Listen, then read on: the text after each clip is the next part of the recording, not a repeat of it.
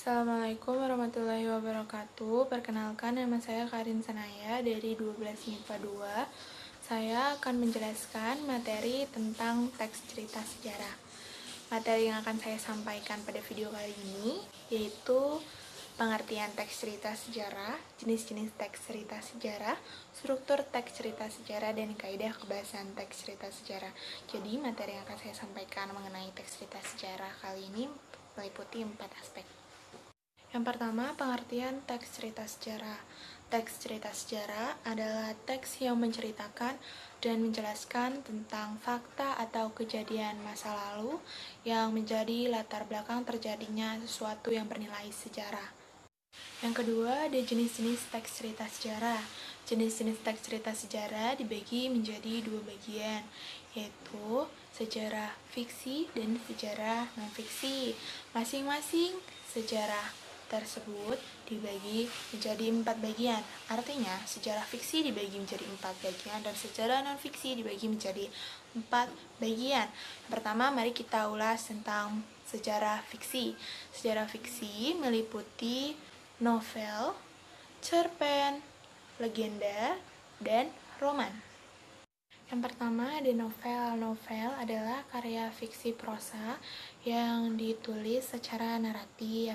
Biasanya novel ini dibuat dalam bentuk cerita. Yang kedua ada cerpen. Cerpen adalah cerita pendek yang berbentuk prosa naratif fiktif.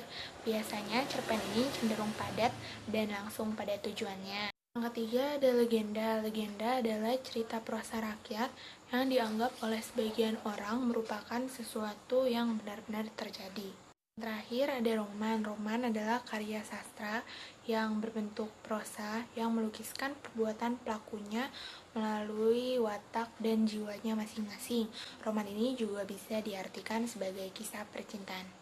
Itu tadi bentuk-bentuk sejarah fiksi. Sekarang saya akan menjelaskan bentuk dari sejarah non-fiksi. Sejarah non-fiksi juga dibagi menjadi 4, sama seperti sejarah fiksi. Sejarah non-fiksi meliputi pertama itu ada biografi, autobiografi, cerita perjalanan, dan catatan sejarah. Biografi adalah keterangan kehidupan seseorang yang ditulis oleh orang lain, sedangkan autobiografi ditulis oleh diri sendiri. Nah, yang ketiga ada cerita perjalanan. Cerita perjalanan ini artinya sesuai dengan namanya, yaitu menceritakan tentang perjalanan. Yang terakhir itu teks cerita sejarah. Teks cerita sejarah adalah teks yang menceritakan atau menjelaskan tentang fakta atau kejadian masa lalu yang melatar belakangi terjadinya sesuatu yang bernilai sejarah. Nah, pembahasan selanjutnya adalah struktur teks cerita sejarah. Struktur teks cerita sejarah dibagi menjadi 3 bagian, yaitu orientasi, insiden atau urutan kejadian, dan reorientasi. Mari kita ulas satu-satu tentang struktur teks cerita sejarah. Yang pertama ada orientasi. Orientasi merupakan pembukaan atau pengenalan dari teks cerita sejarah. Biasanya orientasi ini berisi tentang penjelasan singkat tentang cerita yang akan disampaikan. Yang kedua ada insiden atau urutan kejadian. Pada bagian ini berisi mengenai peristiwa sejarah yang ditampilkan secara urut, yang berarti ditampilkan dari awal sampai akhir. Pada bagian ini merupakan pokok dari cerita sejarah. Nah, pada bagian ini juga ditampilkan secara rinci dan mendetail.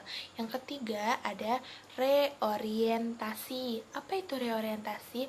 Reorientasi merupakan pendapat dari si penulis tentang buku atau cerita sejarah yang ia tampilkan. Nah, biasanya reorientasi ini bisa juga dipakai, bisa juga tidak, tergantung penulis. Nah, pembahasan terakhir yaitu tentang kaidah kebahasan teks cerita sejarah. Kaidah kebahasan teks cerita sejarah dibagi menjadi 5 bagian, yaitu ada pronomina, verba adverbial, verba material, konjungsi temporal, dan kalimat majemuk. Pertama ada pronomina. Pronomina merupakan kata yang digunakan untuk menggantikan benda atau menamai seseorang. Nah, contohnya ini ada di kata ganti orang kedua jamak, misalnya kalian. Kedua, ada frasat verbial. Frasat verbial merupakan kata yang digunakan untuk menunjukkan kejadian atau peristiwa, waktu, dan tempat.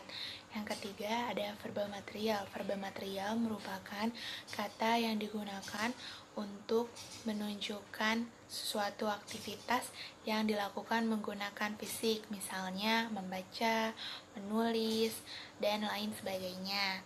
Yang keempat, ada konjungsi temporal. Konjungsi temporal berguna untuk menata urutan kejadian peristiwa yang diceritakan. Contohnya, kemudian, lalu, dan lain sebagainya.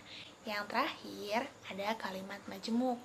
Kalimat majemuk terdiri atas dua kalimat atau lebih yang digabungkan menjadi satu kalimat saja. Nah, untuk tugas yang saya kerjakan, saya memilih novel sejarah. Novel sejarah yang saya baca berjudul Laut Bercerita, yang merupakan karya dari Laila S. Chudori.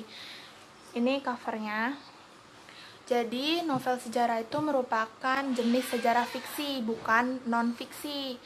Nah, novel sejarah ini menggunakan tokoh fiktif, tetapi latar belakang sejarah yang ditampilkan atau peristiwa yang ditampilkan itu merupakan fakta. Nilai yang terdapat pada novel sejarah ini terdapat 5 aspek.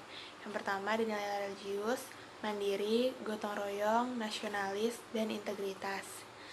Nah, demikian yang bisa saya sampaikan untuk materi teks cerita sejarah. Semoga materi yang saya sampaikan berguna dan jelas sehingga kalian semua bisa mengerti apa itu teks cerita sejarah. Kurang lebihnya mohon maaf. Billahi taufiq wal hidayah. Wassalamualaikum warahmatullahi wabarakatuh.